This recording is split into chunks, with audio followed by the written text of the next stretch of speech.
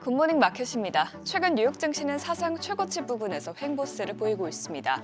트럼프의 관세 정책에 따른 불확실성이 지속되면서 주요 지수는 상방이 막힌 듯한 모습을 보여주고 있는데요. 지난 금요일장에서도 시장은 트럼프의 상호 관세 부과에 대한 영향을 주시하는 가운데 부진한 소매 판매 데이터까지 나오면서 시장은 방향성을 잃은 채 혼조세를 보였습니다. 마감 상황 보면 다우지수와 S&P 500 지수는 각각 0.37%, 역시 0.1% 떨어졌고요. 나스닥 지수는 일부 기술주들이 지지해주면서 0.41% 홀로 올랐습니다. 시총 상위 종목 확인해 보시면 빅테크 중에서는 엔비디아, 애플, 메타가 강세를 보였습니다. 엔비디아는 최근 들어서 강한 반등세를 보이고 있는데요.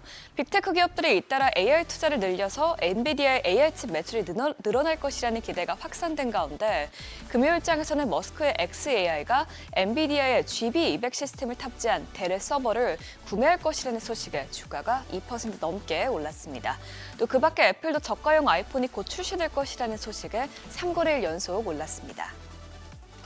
시총 6위부터도 보시면 메타가 1% 넘게 오르면서 20거래일 연속 상승하는 저력을 보여줬는데요.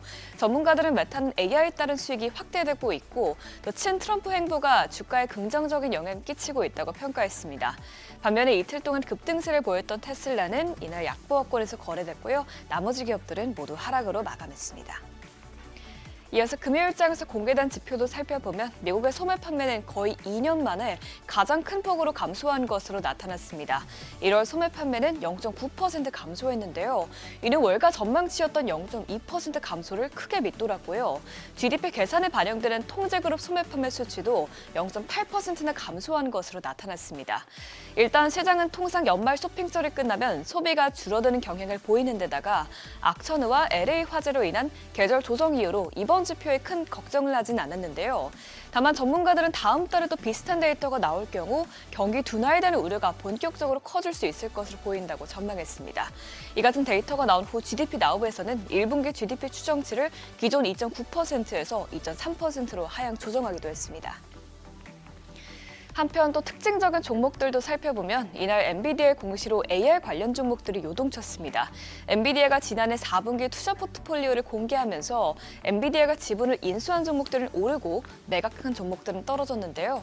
AI 음성 소프트웨어 사운드 하운드는 엔비디아가 보유 지분을 모두 매각한 것으로 나타나면서 주가가 28% 넘게 급락했고요. ARM은 엔비디아가 ARM의 보유 지분을 절반을 팔아치운 것으로 공개되면서 주가가 3% 넘게 떨어졌습니다. 반면에 이번 공시로 가장 큰 혜택을 본 종목은 위라이드였는데요. 위라이드는 엔비디아가 지난해 4분기에 신규 투자에 나선 것으로 확인되면서 83% 넘게 폭등했습니다. 국채 수익률은 소매 판매 데이터가 경기 둔화에 대한 우려를 키우자 큰 폭으로 떨어졌습니다. 10년물 국채 수익률은 0.04%포인트 떨어지면서 다시 4.4%대까지 내렸고요. 2년물 국채 수익률은 0.05%포인트 밀렸습니다.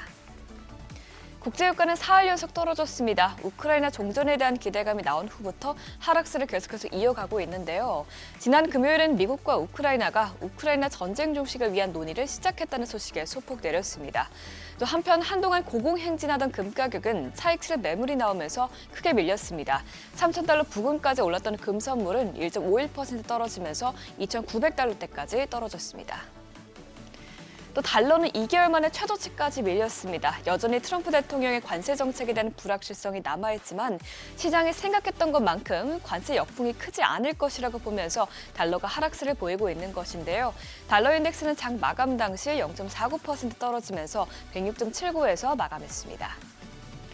이어서 마지막으로 이번 주 주요 일정도 살펴보겠습니다. 이번 주는 경제지표 발표가 적고 거래일도 4일로 기존보다 짧은 만큼 주요 인사들의 입이 시장을 좌우할 것으로 보입니다. 우선 트럼프 대통령이 관세 그리고 러시아 우크라이나 종전 협상과 관련해서 어떤 발언을 내놓을지 지켜보셔야겠고요. 또 연준 인사들의 코멘트에도 주목하셔야겠습니다. 또 이번 주는 실적에도 주시할 필요가 있겠는데 일단 시장의 월마트 실적과 향후 소비자들의 소비 패턴에 대해서 나올 발언에 주시하고 있습니다.